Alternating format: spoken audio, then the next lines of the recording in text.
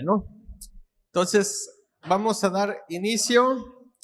Vamos a agradecerle a Dios por esta oportunidad de estar aquí. Muchísimas gracias, Padre Celestial, Espíritu Santo, Señor Jesucristo, por esa maravillosa oportunidad de estar aquí y poder disfrutar de un tiempo de comunión contigo. Gracias porque a través de tu Espíritu Santo comprendemos un poquito más acerca de aquellas verdades que has decretado sobre nosotros desde antes de la fundación del mundo para que nosotros podamos disfrutar de ellas. Gracias, Señor Jesús. Amén y amén. Bueno, pues seguimos con esta serie. Ya les hablé de en el desierto, en la ciudad y ahora en el templo. Les estaba diciendo a algunas personas que esto se parece como al anuncio de la vitacilina, ¿verdad? Sí, que en la oficina, en el trabajo y en el taller tenga usted vitacilina porque, qué buena medicina, decía el comercial. ¿Sí se acuerdan? Los que tienen más de 20 años sí se acuerdan.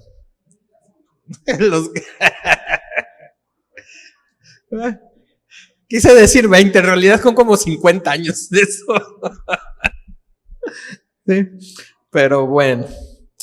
Así que seguimos y vámonos directamente al Evangelio según San Juan, el capítulo 2, los versículos 18 al 21. Y dice, y los judíos respondieron y le dijeron, ¿qué señal nos muestras ya que haces esto? Respondió Jesús y les dijo, destruid este templo y en 3 días lo levantaré. Dijeron luego los judíos, en 46 años fue edificado este templo y tú en 3 días lo levantarás. Mas él hablaba del templo de su cuerpo. Bueno, parecía que hace 2000 años aproximadamente también tenían problemas con el gobierno, ¿verdad? Porque tardaron 46 años en construir el templo, ¿verdad? Sí. ¿Se acuerdan? La semana pasada les hablé acerca del templo. ¿Quién construyó este templo? Herodes el Grande, ¿verdad? Y luego recibí una llamada por teléfono aclarándome un montón de sucesos acerca de que Herodes el Grande era el papá y había tenido 2 hijos. ¿Cómo se llamaban? Así es, Herodes Filipo y Herodes Antipa. ¿Y quién fue el que mandó a decapitar a Juan el Bautista? Antipas, ¿verdad? Pero los 2 les decían tetrarca porque eran los gobernadores del área. Así que, sí. Pero, total que era una familia bien interesante, vamos a llamarlo así. ¿Sí? Entonces, dice, está hablando Jesús y está haciendo cosas en el templo y la gente, los escribas, fariseos, están cuestionando a Jesús y le dicen, ¿tú con qué autoridad haces estas cosas? ¿Y qué señal nos vas a dar? Y él les dice, en 3 días voy a destruir el templo y en 3 días lo voy a levantar. Y pues ellos, estando pensando que estaba hablando del edificio, sí, pues decían, ¿cómo crees? Y tardaron 46 años en edificar esto, ¿no? No sé por qué inmediatamente se me viene en mente el monumento a la Revolución en la Ciudad de México. ¿Sí? Ese es un edificio inconcluso. Me imagino que fue comenzado en la edad de Porfirio Díaz, si mal no recuerdo. Con Porfirio Díaz. Y no sé si se les acabó el presupuesto o se les atravesó la revolución. Pero pues ahí está. Y por eso parece pues iba a ser es una cúpula, ¿no? Iba a ser una capilla también. Iba a ser un edificio enorme, grandote, así, y nada más llegaron a hacer la parte central, la cúpula, y ese es el monumento a la revolución. Así es, interrumpió por la revolución. O sea que ellos estaban hablando y diciendo, híjole, 46 años tardaron en construir esto y tú crees que en 3 días lo vas a hacer. No, pues, híjole, dile el que está al lado, híjole. Muy bien. Jesús, al igual que el pueblo judío en general, tenía una relación con la ciudad de Jerusalén y el templo, ¿sí? El templo en la ciudad de Jerusalén se había vuelto un imán para la región, ¿sí? Era considerado una ciudad-estado, una ciudad capital, y quien gobernaba esa área gobernaba también toda la región de alrededor, ¿sí? ¿Se acuerdan que lo estuvimos viendo también la semana pasada? Que la capital tiene un impacto en todo aquello que lo rodea, ¿sí? Y lo que estaba fungiendo como una parte elemental para traer orden era el templo. ¿Por qué? Porque ahí se guardaban aquellas cosas las cuales se veneraban. En este caso es el templo de los judíos y ellos estaban venerando a Dios. Ok. Entonces, las personas no entendían el significado de las palabras de Jesús, ya que se asocia hasta la actualidad al templo con un lugar y edificio físico y no la persona de Cristo, hasta la fecha. O sea, aquí en Puerto Vallarta, pues se conoce como el templo del Guadalupe, ¿no? Sí, o sea, es un lugar físico. Aún entre los círculos evangélicos dicen, vamos al templo. Sí, es algo que todavía lo asociamos con un lugar físico cuando hablamos del templo. Y el término templo designa un edificio sagrado perteneciente o relativo al culto divino. Es una edificación que se utiliza como lugar de culto por sus partidarios y seguidores. Ahora, piénsenle un poquito. Con Moisés en el desierto, ¿sí? Se hizo un tabernáculo, dile al que está al lado, un tabernáculo, que era básicamente una carpa, ¿verdad?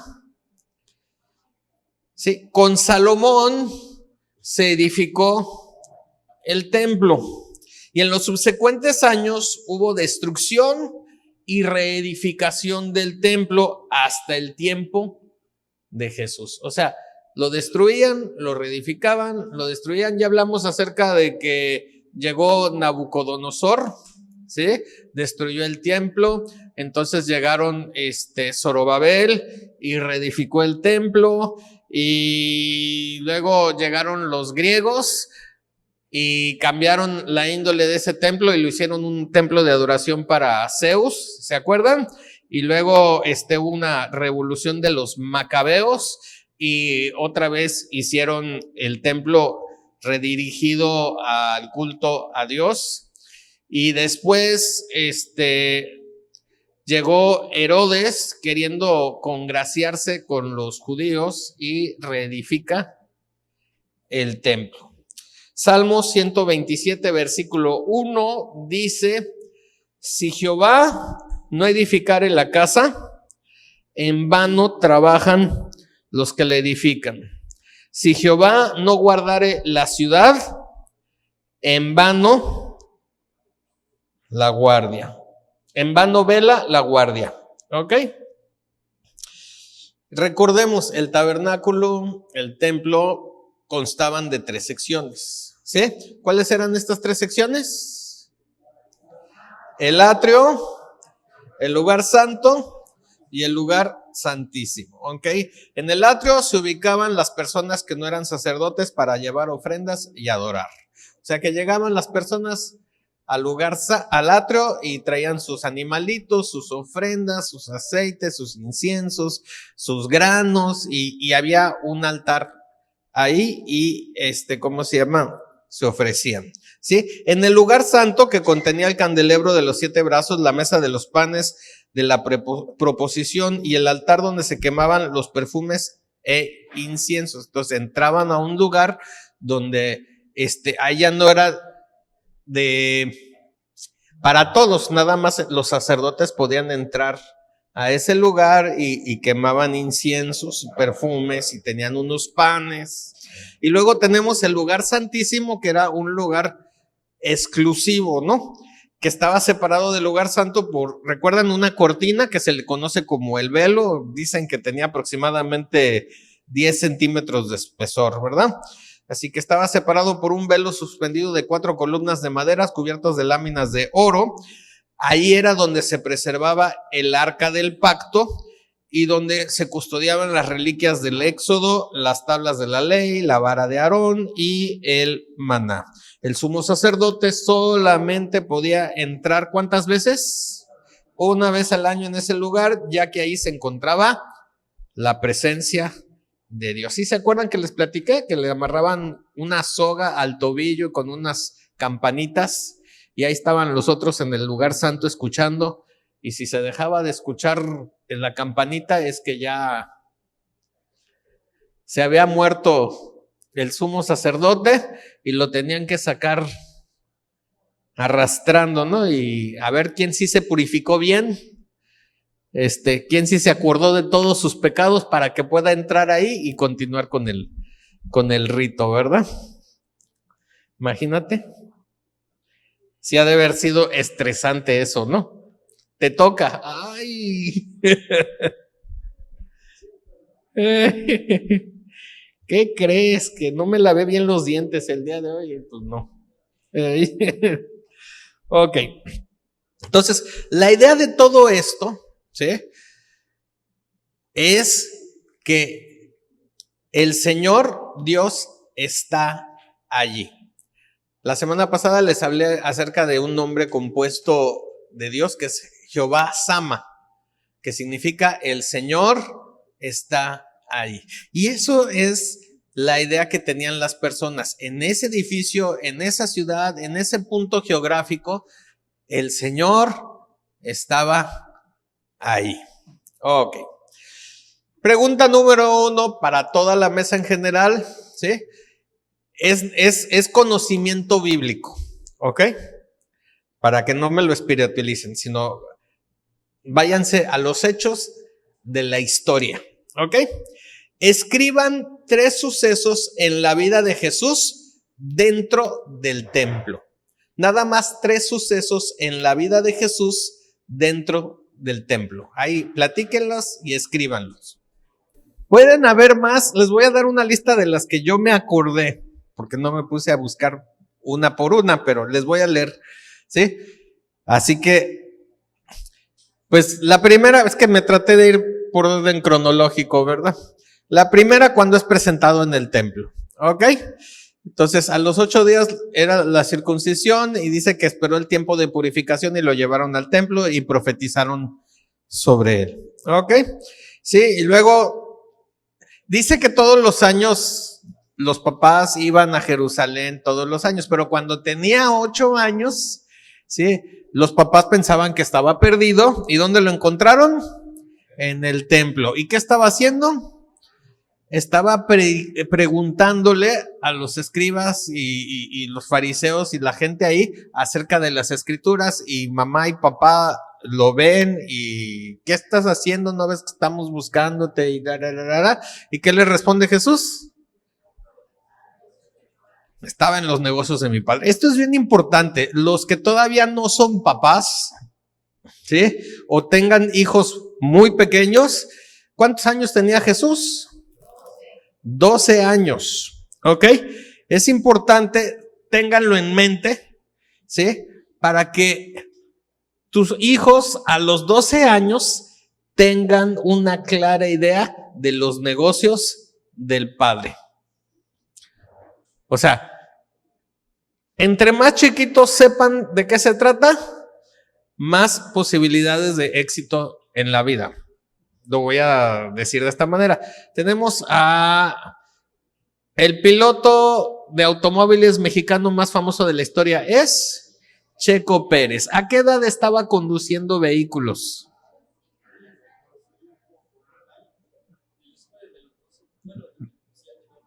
A los 12.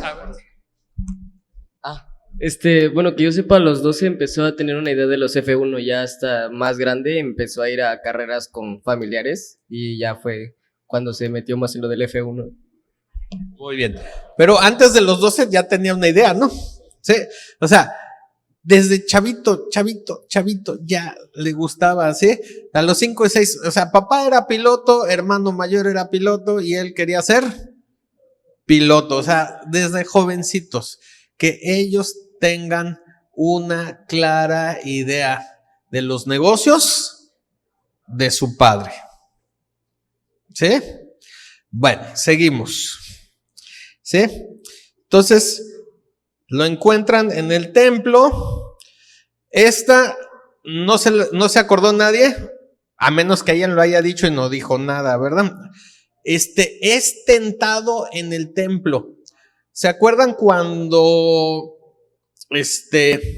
estuvo en el desierto 40 días, 40 noches sin comer, etcétera? Y dice que el diablo después lo empezó a tentar, que le convierte la piedra en pan y todo. Lo llevó el diablo a la parte más alta del templo, dice. Y le dijo, si tú eres hijo de Dios, aviéntate. ¿Sí recuerdan de ese pedacito ya? Entonces ahí fue tentado. ¿En dónde? ¿Cómo? Pues sí. ¿Sí? ¿Y qué le dijo? No vas a tentar al Señor tu Dios, ¿sí? Porque hasta la escritura le sacaron, ¿no? A sus ángeles va a enviar para que te guarden y tu pie no tropiece en piedra, ¿no? Y le dice, no tentarás al Señor tu Dios. ¿Ok? Esta sí le atinaron, ¿sí?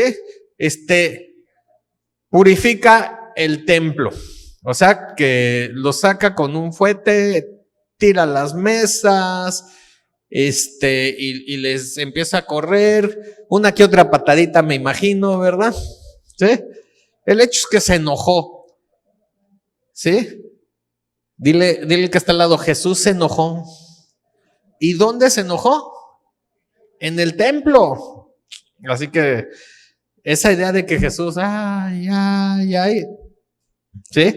O sea, y no nada más se enojó, sino que agarró un látigo y al que se le atravesara. ¿Sí? Seguimos. Ok. Da enseñanzas en el templo. ¿Sí? Y muchas enseñanzas que dio Jesús, y los judíos cuando lo estuvieron cuestionando, cuando por fin lo agarraron, ¿sí? En el huerto, le dice, oye, pero todos los días estaba en el templo enseñando, ¿por qué no me agarraron ahí? ¿Sí? Bueno, todo eso lo podemos ver en Marcos 11. Mateo 24 predice la destrucción del templo. ¿Se acuerdan que le estaban mostrando el edificio y decían, pues es un edificio relativamente nuevo, ¿sí? Mira lo maravilloso que es, etcétera, y les dice, no va a quedar piedra sobre piedra. ¿Ok? Habla acerca de la reedificación del templo, ¿sí? Y es el pasaje que ya leímos que les dice, no, pues esto se va a destruir, pero en 3 días va a ser reedificado. Esto le pasó en el templo. Y ya él, estando en la cruz del Calvario, ¿qué es lo que pasa en el templo? Se rasga en 2 el velo, ¿sí? Y a lo mejor, no sé si alguien escribió otro suceso de Jesús en el templo que no haya mencionado. Ya hablaron acerca de la viuda que puso su ofrenda. ¿Cuál otro? ¿No? Bueno, vamos a creer que obviamente hay más cosas, pero esas básicamente son. Ok, seguimos. Veamos 3 enseñanzas de parte de Jesús desde el templo. ¿Dónde dio estas enseñanzas? En el templo. Ok. La primera es la función del templo. Dile que está al lado, la función del templo. Ok. Entonces, varios le atinaron, es Marcos 11, 15 al 17, dice, vinieron pues a Jerusalén y entrando Jesús en el templo, comenzó a echar fuera a los que vendían y compraban en el templo, y volcó las mesas de los cambistas y las sillas de los que vendían palomas, y no consentía que nadie atravesase el templo llevando utensilio alguno. O sea, que estaban ahí queriendo salir con todo y las mesas y las sillas, me imagino, y que las jaulitas con las palomas o algo así, y nada, dile que está al lado, nada. ¿Sí? Y les enseñaba diciendo, ¿no está escrito, mi casa será llamada casa de oración para todas las naciones? Mas vosotros la habéis hecho cueva de ladrones. ¿Ok? Entonces el templo es considerado, la enseñanza es que el templo es considerado como una casa de oración, no un centro de comercio ni de defraudación. ¿Y por qué quiero decir de defraudación? Porque los que estaban vendiendo las palomitas, ¿sí? Pues lo hacían ¿por qué? Por negocio, estaban queriendo lucrar con las ofrendas de las personas. ¿Sí? Por eso dice, ustedes la habéis hecho una cueva de ladrones. Ahora, regresemos al versículo 17. Empieza Jesús preguntando, ¿no está escrito, mi casa será llamada casa de oración para todas las naciones? ¿Sí? Piénsenle un poquito. Cuando Jesús estaba hablando acerca de esto, o sea, ¿a quién se estaba dirigiendo? A los judíos, ¿sí? A un grupo de la humanidad muy cerrado, muy exclusivo. Ellos se consideraban los hijos de Abraham y los únicos con derechos, ¿sí? Sobre el Dios en Jerusalén. Entonces, aún sus medios parientes, los samaritanos, ¿sí? ¿Qué les decían? ¿Sí? O sea, no podían compartir comida, rodeaban, o sea, si tenían que ir de una ciudad a otra y tenían que pasar por el territorio de Samaria, mejor preferían rodear y dar una vueltezota antes que pisar esos territorios. Cuando Jesús encuentra a la mujer samaritana en ese pozo, ¿sí? Empiezan a hablar y ella está queriendo tener las diferencias. No es que ustedes dicen que el templo de Jerusalén y nosotros que en Samaria. Y Jesús le dice, ni de aquí ni de allá, ¿verdad? O sea, los verdaderos adoradores tienen que adorar ¿en dónde? En espíritu y en verdad. Entonces, Jesús en este momento les está diciendo, mi casa será llamada casa de oración para todas las naciones. O sea, está hablando acerca de algo para todo el mundo, para todos. Dile que está al lado, para todos. Sin embargo, el tratar de tener los derechos de exclusividad, ¿sí te ha tocado ver el mundial hoy en día? Ya esto ahora sí pasa más seguido, ¿sí? O eventos deportivos muy, muy famosos, ¿sí? Pues para que veas, todos los partidos en exclusiva las tenemos por este sistema de televisión. Que en la Champions tienes que rentar este sistema para que puedas ver, y todo es por exclusividad, ¿sí? Y Jesús dice, no, es que Dios está abierto para todos. Ahora, ¿cómo está llamando este lugar? Al templo, ¿cómo lo llama? Casa de oración, ¿sí? Entonces, lo está diciendo, mira, este lugar es para orar, no es para que estés comerciando ni defraudando a otras personas. Dile al que está al lado, comunión, no conveniencia personal. Dile otra vez, comunión, no conveniencia personal. Y de eso se trata el templo, es un lugar de comunión. La oración, ¿qué es? No es tu lista de pedidos a Dios, sino es un tiempo de comunión con Él. ¿Sí? No es por conveniencia personal, sino es comunión. ¿Ok?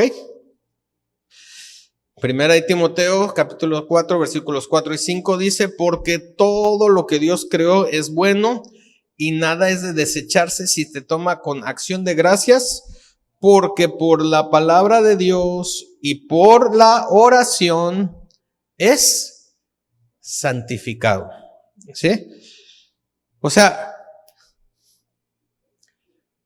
la oración, que es la función del templo, ¿sí? Es, ¿sí?, para santificar las cosas. Aquí en este caso, en Timoteo, Pablo le estaba hablando acerca de que, mira, hay muchísima gente que quiere juzgar o decir quién tiene una buena relación o una mala relación con Dios por lo que come, por cómo se viste, por los días que guarda, ¿sí? Y dice, nada de esto, porque todo lo que Dios creó es bueno. ¿Y se acuerdan de Génesis? ¿Sí?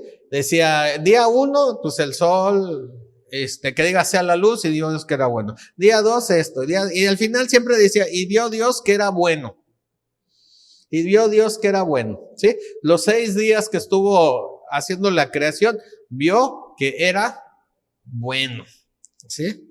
Nada es de desecharse. La Biblia dice, toma lo bueno y lo malo, hazlo a un lado, ¿sí? Y dice, se toma con acción de gracias. Y acción de gracias va más allá de decir gracias, sino que tiene que ver con una actividad, con una actitud, ¿sí?, de agradecimiento, o sea, algo que se lleva a cabo, ¿sí? Entonces, ¿qué es lo que santifica las cosas? La palabra de Dios, versículo 5, porque por la palabra de Dios y por la oración es santificado. O sea, lo que Dios dice acerca de algo y tú en comunión entendiendo lo que Dios ha dicho sobre eso. No sé si me entienden.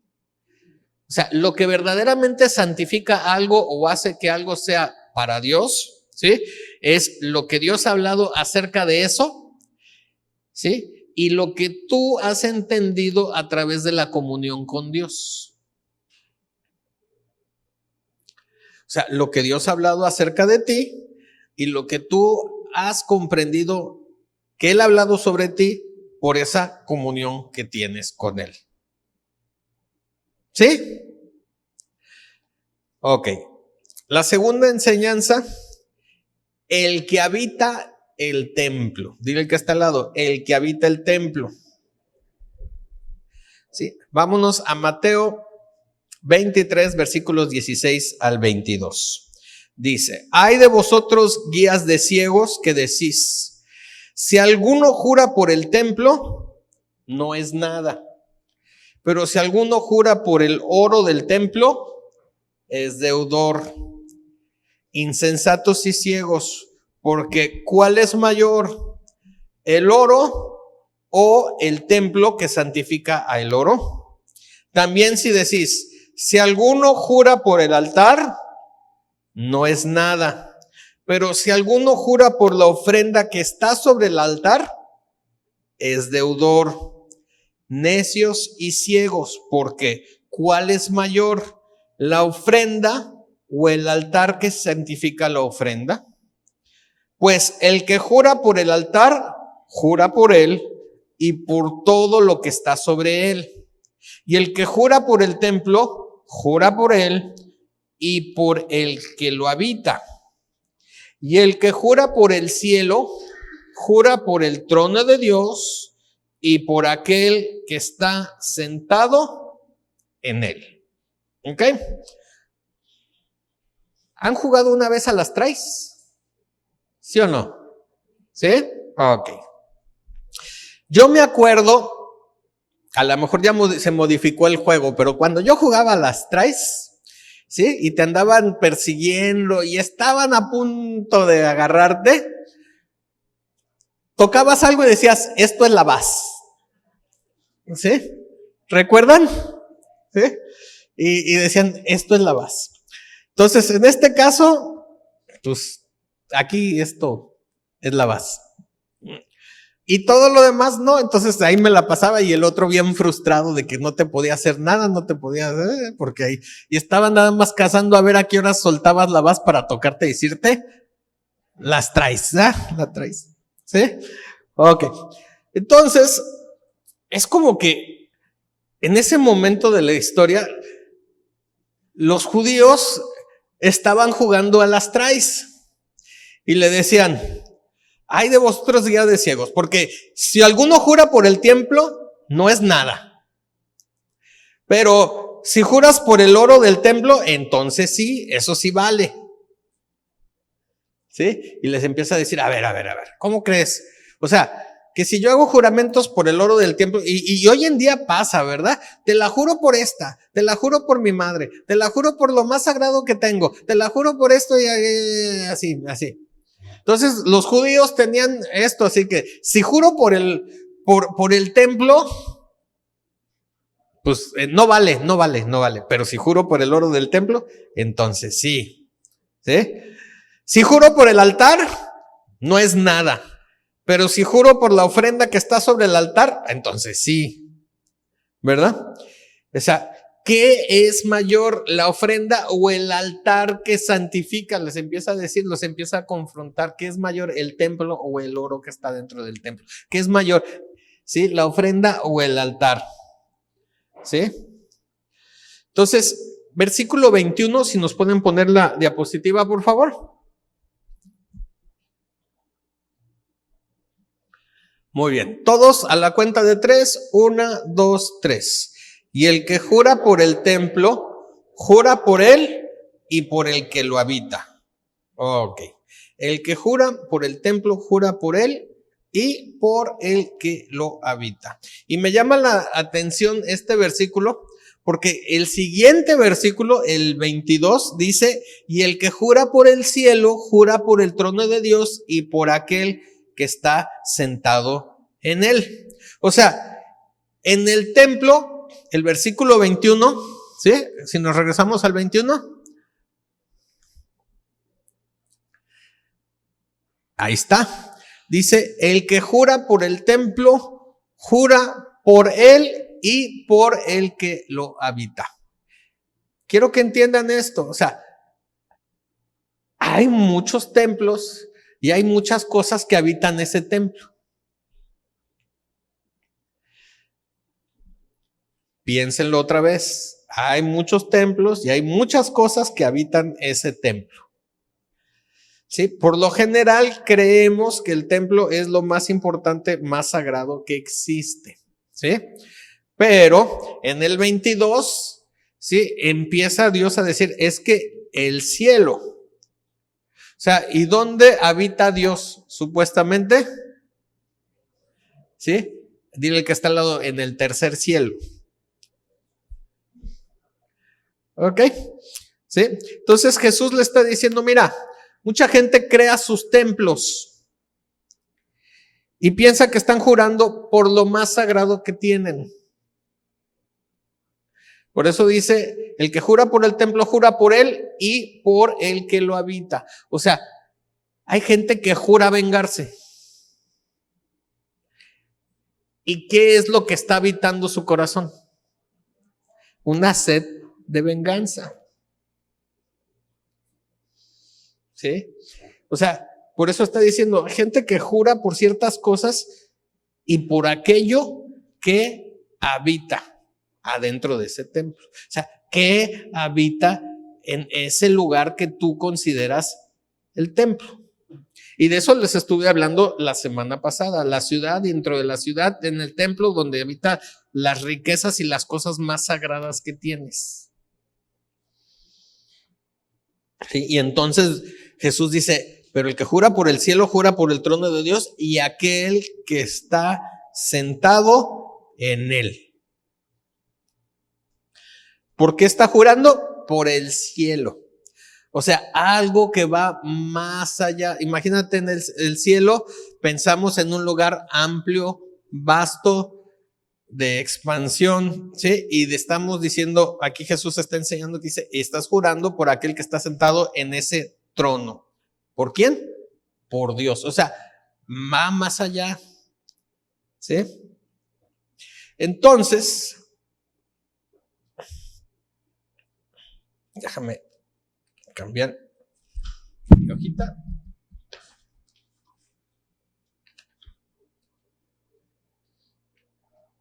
Lo que nos está queriendo enseñar aquí, ¿sí? Es no tus obras, porque las ofrendas, el oro, ¿sí? Lo que hay ahí, o sea, son tus obras. Y dice, no es tus obras, sino la fe de Cristo. Dile que está al lado, no tus obras, sino la fe de Cristo. Ok. Efesios capítulo 3, versículos 17 al 19. Dice, para que habite, dile que a este lado, habite por la fe en vuestros corazones, o para que habite Cristo por la fe en vuestros corazones, a fin de que arraigados y cimentados en amor, seáis plenamente capaces de comprender con todos los santos cuál sea la anchura, la longitud, la profundidad y la altura, y de conocer el amor de Cristo que excede a todo conocimiento, para que seáis llenos de toda la plenitud de Dios. Entonces, cuando dice, estás jurando por el templo, estás jurando por el que lo habita. Y la pregunta es, ¿qué habita tu templo? ¿Sí? No tus obras, porque a veces pensamos que es esas obras. Me voy a vengar, voy a hacer esto, voy a hacer aquello, voy a hacer acá. Pero dice, es la fe de Cristo. La fe de Cristo es lo que tiene que habitar tu vida, para que así, ¿sí?, puedas comprender la anchura, la longitud, la profundidad, la altura del amor de Cristo, que excede todo conocimiento. Para que seáis llenos de la plenitud de Dios. O sea, Él quiere que seas lleno de su plenitud. Por eso le habló del cielo. Pero quiere que esa plenitud sea lo que habita tu templo. Ok. Seguimos. La tercera enseñanza, la visión de Abraham. Juan capítulo 8, versículos 56 al 59, dice, Abraham, vuestro padre, se gozó de que había de ver mi día, y lo vio y se gozó. Entonces le dijeron los judíos, ¿aún no tienes 50 años? ¿Ya has visto a Abraham? Jesús les dijo, de cierto os digo, antes que Abraham fuese, yo soy. Dile que está al lado, antes que Abraham fuese, yo soy. Entonces, tomaron piedras para arrojárselas, pero Jesús se escondió y salió del templo, y atravesando por en medio de ellos, se fue. Ok, pensemos otra vez este pasaje. Sí, estaban discutiendo con Jesús y le estaban diciendo, no, pues es que nosotros somos los hijos de Abraham. ¿Se acuerdan la mentalidad de pueblo exclusivo? ¿Sí? Abraham, ¿cómo consideraban los judíos a Abraham? ¿Padre de qué? De la fe, ¿sí? Ahora, en realidad, Abraham era el padre de la circuncisión. ¿Con quién fue que se dio este pacto de la circuncisión?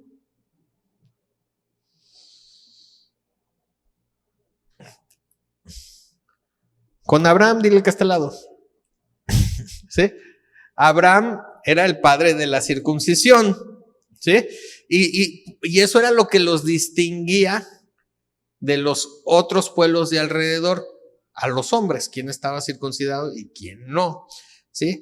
Hoy en el siglo pasado, ¿sí?, tristemente, con la Segunda Guerra Mundial, y queriendo identificar a los judíos, buscaban quiénes estaban circuncidados y quiénes no, y los que encontraban circuncidados, ¿sí? Así les iba, ¿ok? Pero ellos pensaban que la circuncisión les daba la exclusividad de Dios. Pero Jesús les está diciendo, miren muchachos, Abraham, vuestro padre, se gozó de que había de ver mi día y lo vio. Dile al que está al lado, Abraham vio y se gozó del día de Jesús. O sea, ¿cuándo habrá visto o cuándo ustedes creen que Abraham vio el día de Jesús? ¿En la transfiguración? No. Podría ser, bueno, yo no estaba ahí, ¿verdad? ¿Para qué te digo que no? Es mi idea, vamos a decirle así. Ok, en el monte de la transfiguración.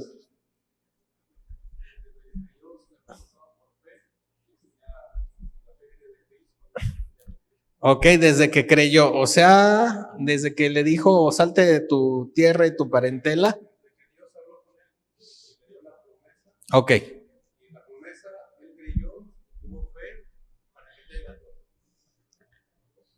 Abraham vio a Jesucristo el día que Dios se le acercó y le dio la promesa. Ese día la promesa creyó y eso le fue contado por fe. Como la fe viene de Cristo, ese día él vio a Cristo. Muy bien, puede ser, claro que sí. ¿Alguien más? Ok, Abraham fue a rescatar a su sobrino. ¿Cómo se llamaba su sobrino? Lot, ¿sí? Lo habían llevado cautivo y entonces agarra su casita y se va y se pelea contra unos reyes, ¿verdad? Y desbarata a los reyes, los destroza, les quita los despojos, les hace, les deshace. Y terminando esa batalla, llega un personaje con Abraham, un rey. ¿Cómo se llamaba?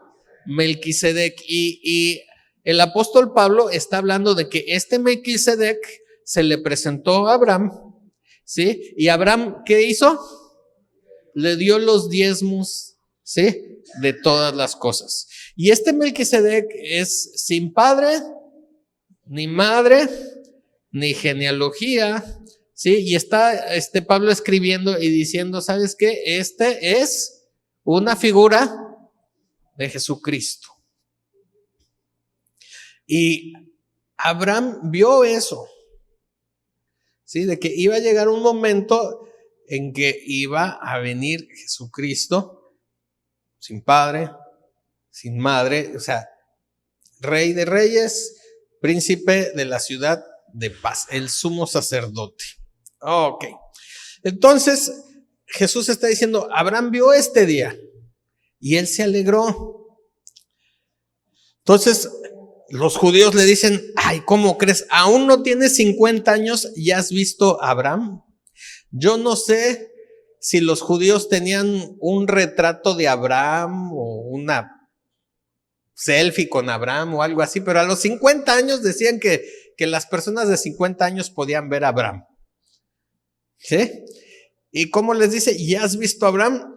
Y Jesús les dice, antes de que Abraham fuese, yo soy. Dile al que está al lado, wait a minute. O sea, ¿cómo me vas a decir que antes de que Abraham fuese, yo soy? Obviamente esto no les cayó en nada bien a los judíos, ¿sí? Porque aparte, ¿cuál era el nombre de Jehová? Supuestamente es el innombrable, que no se puede pronunciar. Pero cuando se le apareció Dios a Moisés en esa zarza ardiente, dije salsa, ¿verdad? Bueno, a lo mejor estaba muy picosa la salsa también. Comió algo picoso y decía, esto de veras arde como fuego, ¿sí? Pero cuando Dios se le aparece a Moisés en ese monte, ¿sí? Y le dice, quítate las sandalias porque el lugar que estás pisando es santo, ¿sí? Y dice, vas a ir con los egipcios, les vas a decir, dejen a mi pueblo ir, etcétera, etcétera, etcétera. Dice, ¿y cómo te llamas para que vaya con los israelitas y les diga, ¿saben qué? Me mandó Dios para sacarlos. Y les dice, ¿cómo se llamó? Yo soy. Entonces, cuando Jesús dice, antes de que Abraham fuese, yo soy, imagínate cómo se pusieron. O sea, tú me estás diciendo que eres Dios y que estabas antes que Abraham.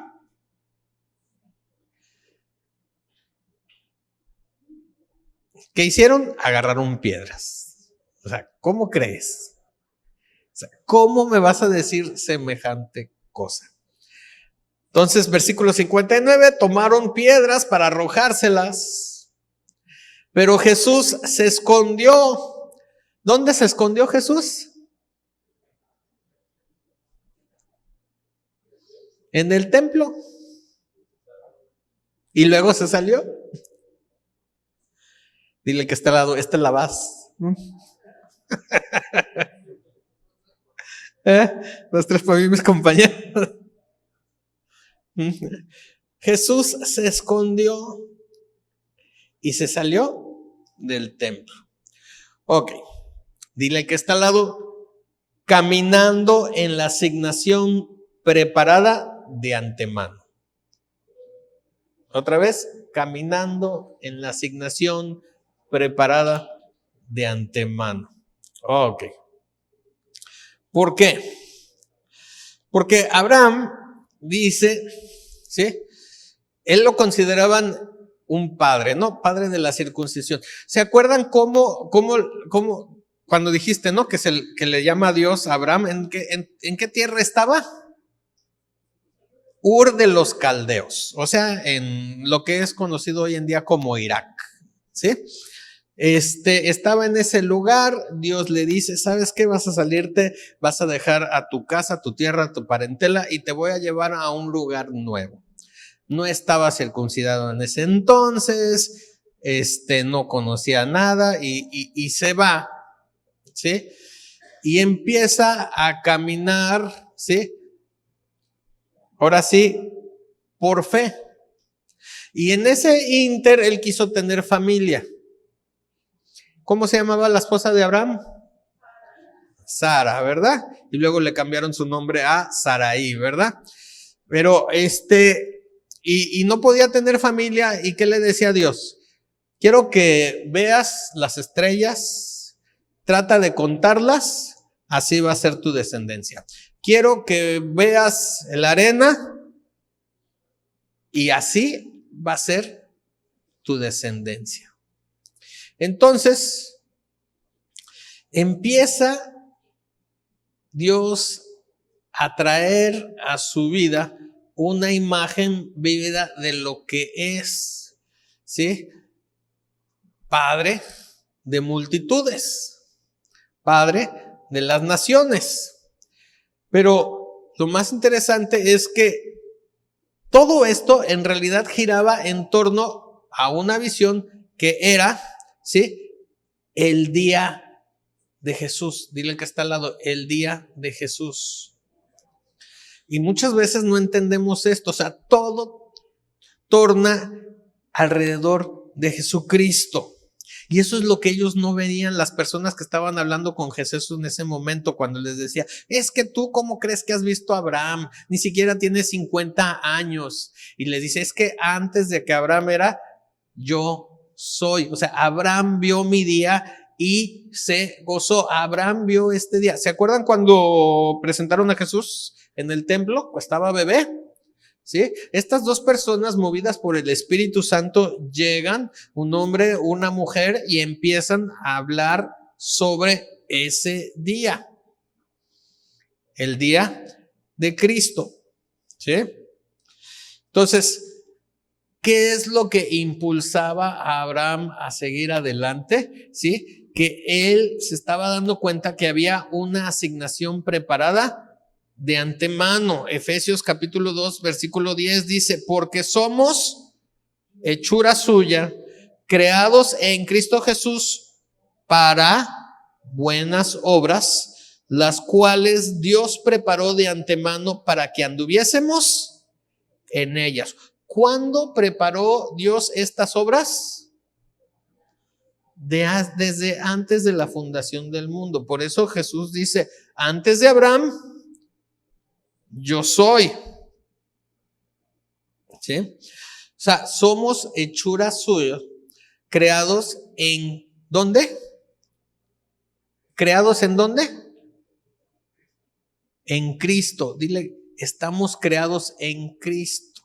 O sea, todo gira alrededor de Cristo. ¿Y para qué estamos creados en Cristo? Para buenas obras. ¿Sí? Para buenas obras. Y no quiero decir que las buenas obras es ayudar a la viejecita a cruzar la calle. ¿Sí? Qué bueno si lo puedes hacer. Felicidades. ¿Sí? Pero tiene que ver con aquellas cosas que Dios ha preparado desde antemano para que tú camines en eso. ¿Quién era el personaje? El mago de Oz, ¿verdad? Sigue el caminito amarillo. ¿Sí? O sea, Dios ha preparado de antemano un camino de buenas obras para que tú estés sobre ese camino.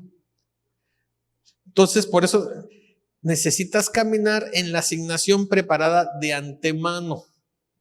Jesús estaba caminando en esa asignación y les estaba enseñando y les estaba diciendo, Abraham vio ese día y se alegró. O sea, Abraham estaba viendo que tenía una asignación y eso iba a traer como consecuencia mi día.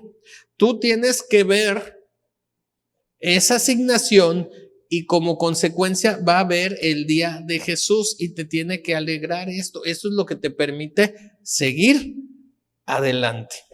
Ok. Pregunta número 2. Pregunta número 2 para la mesa. Según yo, está facilita. Vamos a ver si han estado atendiendo las últimas conferencias. Ok. Con la muerte de Jesús en la cruz, se rasga el velo del templo y surge una nueva figura. ¿Cuál crees que es? Platíquenlo, es para la mesa. Con la muerte de Jesús en la cruz se rasga el velo del templo y surge una nueva figura. ¿Cuál crees que es? Platíquenlo. O sea, muere Jesús, se rasga el velo, surge una nueva figura. ¿Cuál será? ¿Ya todos? ¿Ya? Ok.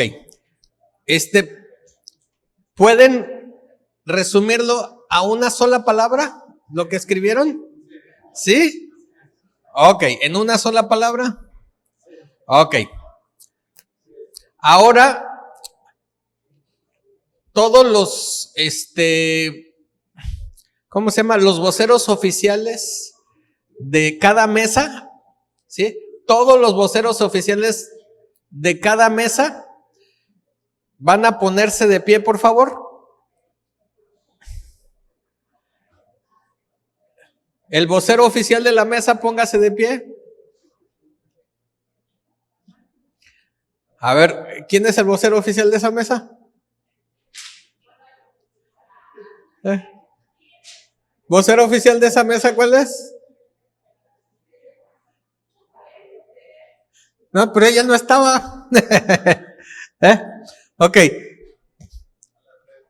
¿Quieren, díganle la respuesta en una sola palabra?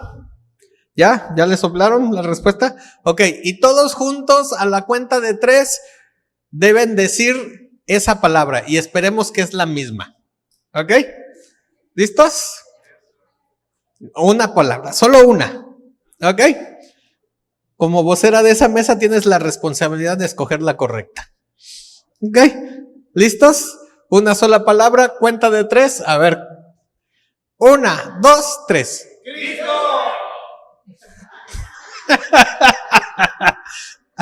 No, tomen lugar. Gracias. Pero tienen una idea. Así.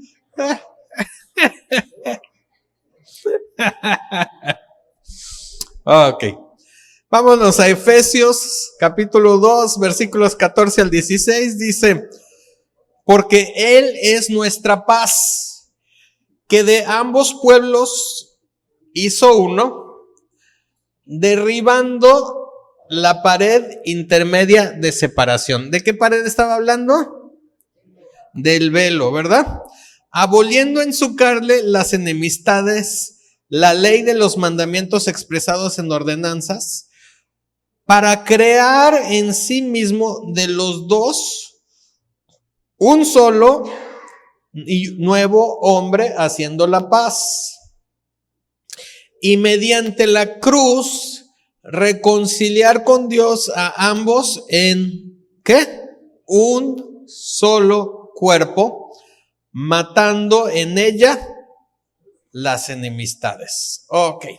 Entonces, rompe el velo de los diferentes pueblos, hace uno, dice, reconciliar con Dios a ambos en un solo cuerpo. Dile que está al lado, un solo cuerpo, matando en ella las enemistades. En otras palabras, con la muerte de Jesús se da lugar a la iglesia. Dile que está al lado, iglesia. ¿Sí? Entonces, se rompe el templo, se rasga y se da surgimiento a la iglesia. Vámonos a Efesios capítulo 1, versículos 22 y 23. Dice, y sometió todas las cosas bajo sus pies, y lo dio por cabeza sobre todas las cosas. ¿A dónde? A la iglesia. 23, ¿la cual es qué? Su cuerpo, la plenitud de aquel que todo lo llena en todo. Otra vez lo voy a leer. Y sometió todas las cosas bajo sus pies y le dio por cabeza sobre todas las cosas a la iglesia. ¿Quién es la cabeza del cuerpo? Cristo, ¿sí? Y la iglesia, dice el versículo 23, ¿es qué? La cual es su cuerpo, la plenitud de aquel que todo lo llena en todo. Ok. Jesús, cabeza, iglesia, cuerpo. ¿Sí? Y la plenitud de Jesús, ¿en dónde habita? En la iglesia, que a su vez llena todo. ¿Sí? Primero a los Corintios 3, del 16 al 17 dice, ¿no sabéis que sois el templo de Dios y que el Espíritu de Dios mora en ustedes? Si alguno destruyera el templo de Dios, Dios le destruirá. Porque el templo de Dios, el cual sois vosotros, santo es. Y yo sé que tenemos enseñanzas de que tienes que cuidar el templo de Dios, ¿sí o no? Come bien, haz ejercicio, aliméntate sanamente, come frutas y verduras, toma leche. Algo así dice el comercial, ¿sí? En este caso estaba el apóstol Pablo hablando de aquellos que están yendo en contra de la iglesia, ¿sí? Y dice, y si alguno destruyera el templo de Dios, Dios le destruirá, porque va más allá de ti. ¿Sí? Eres el templo de Dios. La semana pasada leí un pasaje de Apocalipsis, dice que serías una columna en el templo y que Dios iba a escribir un nombre nuevo. ¿Sí? Y decía, al que venciere. ¿Sí? ¿No sabes que eres templo de Dios? Pregunta aquí Pablo, ¿que el Espíritu Santo habita dentro de ti? Porque recuerden que a veces juramos por aquello que nos habita. Y no nos damos cuenta quién habita dentro de nosotros. Y dice, sois templo de Dios y el Espíritu habita dentro de ti. Primera Pedro capítulo 2, versículo 5 dice: vosotros también, como piedras vivas, sed edificados como casa espiritual y sacerdocio santo, para ofrecer sacrificios espirituales aceptables a Dios por medio de Jesucristo. Ok. Cuando Jesús estaba hablando acerca de las ofrendas del templo, ¿se acuerdan cuando estaba diciendo juran y aquí y acá y acá? ¿Sí? O sea, estaba hablándonos acerca de obras. Y nosotros, ¿sí? Nuestras ofrendas son acerca de las obras. Y eso es lo que creemos. Pero ¿qué obras se tienen que ofrecer a Dios? Y se los acabo de decir. Hay ciertas obras que nosotros tenemos que ofrecerle a Dios. ¿Cuáles crees que sean?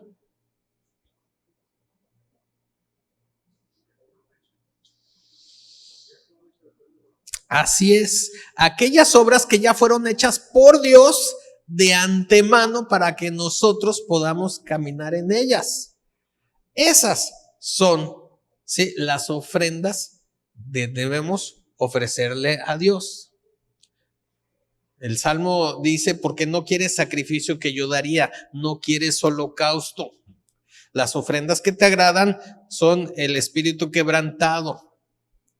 ¿Sí? O sea, nuestras obras, para dice también, son como trapos de inmundicia. Entonces no se trata de las obras que tú ofreces, se trata de caminar en aquellas obras que Dios ha preparado desde antemano para ti.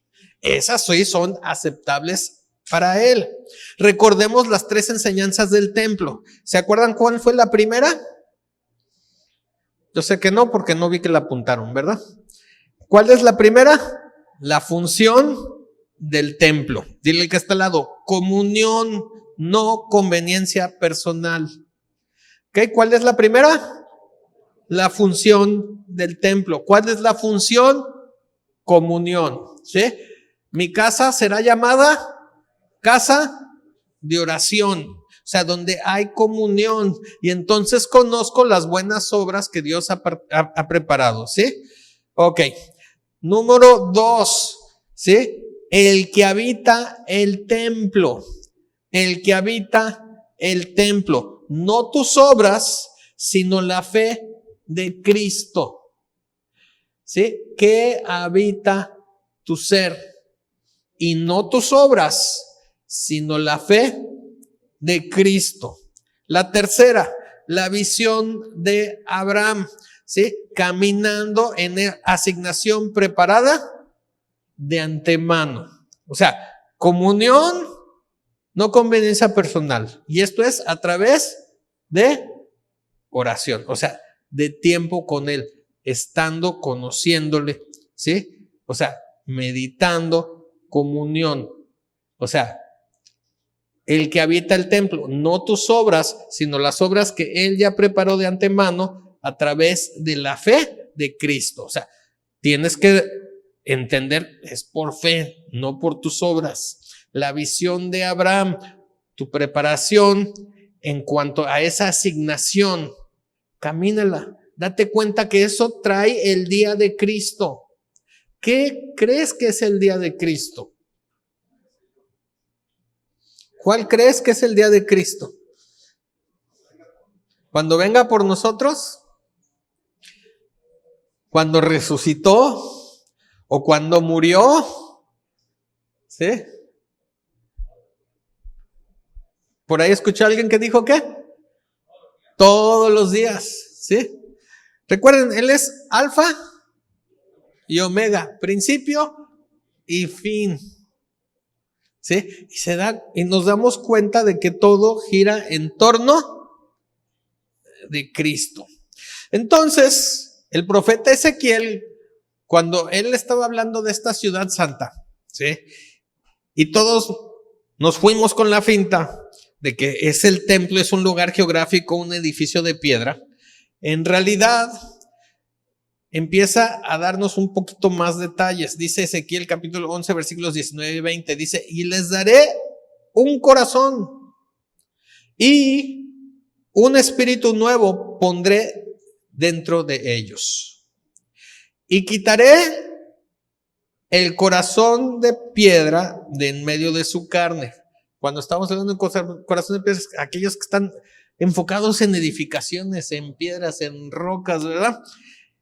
Y les daré un corazón de carne, para que anden en mis ordenanzas y guarden mis decretos y los cumplan, y me sean por pueblo y yo sea a ellos por Dios. Nuevamente, si nos ponen Ezequiel 11, versículos 19 y 20, por favor, y todos léanlo junto, voz fuerte, 1, 2, 3. Y les daré un corazón y un espíritu nuevo pondré dentro de ellos.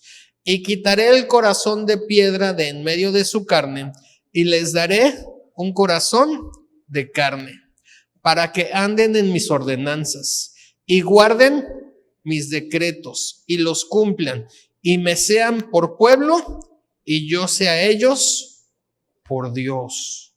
O sea, Ezequiel estaba viendo esto, estaba diciendo, nos fijamos en tantas cosas. En este caso, en el tiempo de Jesús, se fijaban en el templo, un edificio de piedra, y Jesús les dice, va a ser derrumbado, pero en 3 días edificado. ¿Por qué? Porque estaba hablando de el nuevo, ¿sí? Un cuerpo, la iglesia, con un corazón de carne, o sea, no de piedra, sino que verdaderamente comprendiese las ordenanzas. Un corazón que verdaderamente comprendiese los decretos. O sea, ¿qué es un decreto? Es algo que se ha estipulado, que no tiene blancos ni negros, o sea, es algo que se ha dicho y se va a hacer. Y sobre todo, que los cumplan. Y me sean por pueblo y yo sea ellos por Dios. Esto es bien importante, o sea, los decretos de Dios son para qué se cumplan. Cuando Dios creó los cielos y la tierra y dijo, sea la luz, ¿qué pasó? Fue la luz. ¿Sí? O sea, eso es lo que Dios dice. Los decretos se cumplen. ¿Sí? ¿Para qué? Me sean por pueblo y yo sea ellos por Dios. Quiero que entiendas, el Espíritu Santo está, ¿en dónde? Dentro de mí. ¿No sabes que eres el templo de Dios y que el Espíritu Santo habita en ti? Entonces, estos decretos preparados desde antes de la fundación del mundo, estas buenas obras preparadas desde antes de la fundación del mundo, están ahí para que los cumplas, para que los puedas ejercer, para que los puedas llevar a cabo. Entonces, ahora eres el cuerpo y puedes cumplir sus decretos. O sea, lo que Dios dice que puedes hacer, ¿qué crees? Lo puedes hacer. Ya con esto termino. Démosle un aplauso a Dios.